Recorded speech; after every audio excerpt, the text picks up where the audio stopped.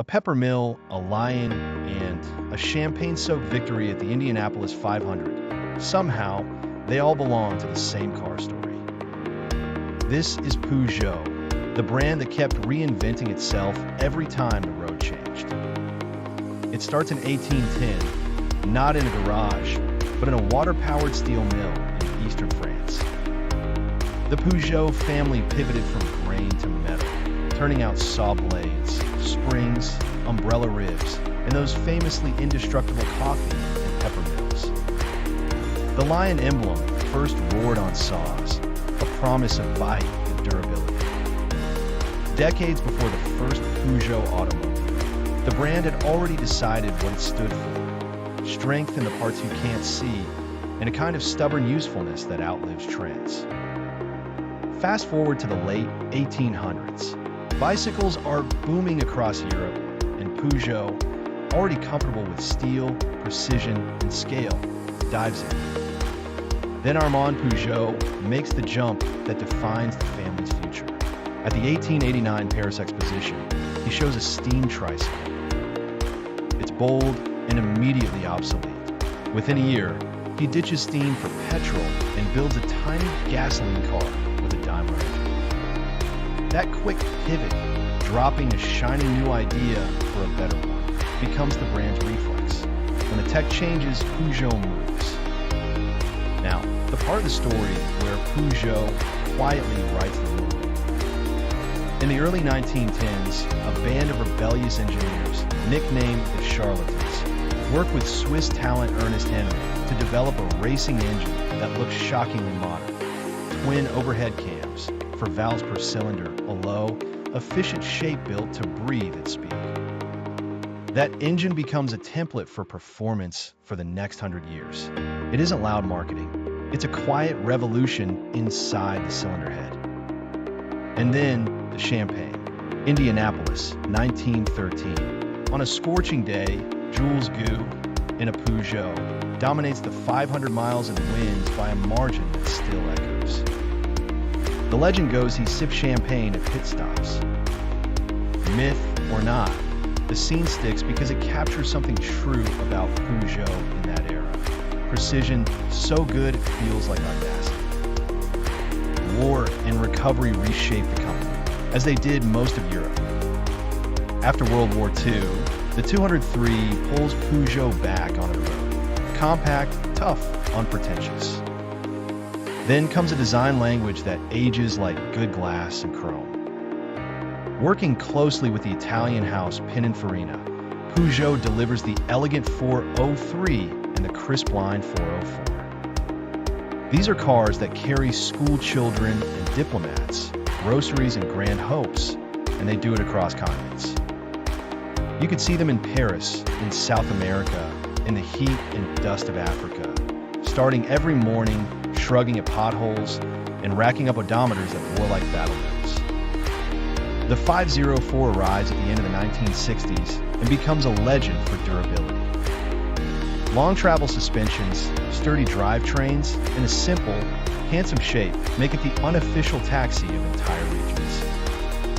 In brutal rallies across Africa, names like Safari and Ivory Coast, the 504 doesn't just finish, it finishes first, proving that elegance and endurance can be the same thing when you build them. But Europe in the 1970s isn't kind to car makers. Oil shocks, shifting regulations, and the collapse of rival operations pulled Peugeot into risky rescues and mergers. By mid-decade, it's steering the newly formed PSA group with Citroën, and not long after, trying to digest the struggling Chrysler Europe business. It's a lot to swallow. Factories, brands, debts, badges. The company needs a miracle and gets one the way Peugeot always does, with a product that actually works for real people. In 1983, the 205 launches. Small on the outside, clever on the inside, light on its feet, and just cheeky enough to feel like fun. For a generation, the 205 is the first car the family runabout, the rally poster on the bedroom wall. And rally isn't just marketing here. The 205 T16, a radical, mid-engine, turbocharged monster, arrives in the wild west of Group B rallying and takes the world by storm. Championships follow. When Group B is canceled, Peugeot doesn't sulk, it heads to the desert. The 205 and then the 405 T16 bounce over dunes, eat up stages, and take the Paris-Dakar rally again and again. The lesson repeats: race car brains, road car hearts. Peugeot's love affair with endurance racing adds another chapter in the early 1990s. The 905, razor-edged, high-revving, wins Le Mans, then does it again for emphasis. Years later, the diesel-powered 908 breaks a rival's long run and reminds everyone in the pit lane, Peugeot doesn't need the limelight every year. It just needs the right car at the right moment. That mindset returns with the 9x8 hypercar. Launched without a rear wing, a dare to physics, it sparks debates in every paddock and forum. Eventually, evolution brings a wing to the package, but the message remains the same. Peugeot is happiest when a rulebook looks like a puzzle. Corporate life gets turbulent again in the 2010s. Sales slump, costs spiral, and the future looks cloudy. Then comes a disciplined reset, fresh leadership, hard choices, and a focus on fewer platforms with smarter scale. Partnerships turn into real leverage. Opel and Vauxhall join the family. And then, one of the most audacious mergers in modern auto history creates Stellantis.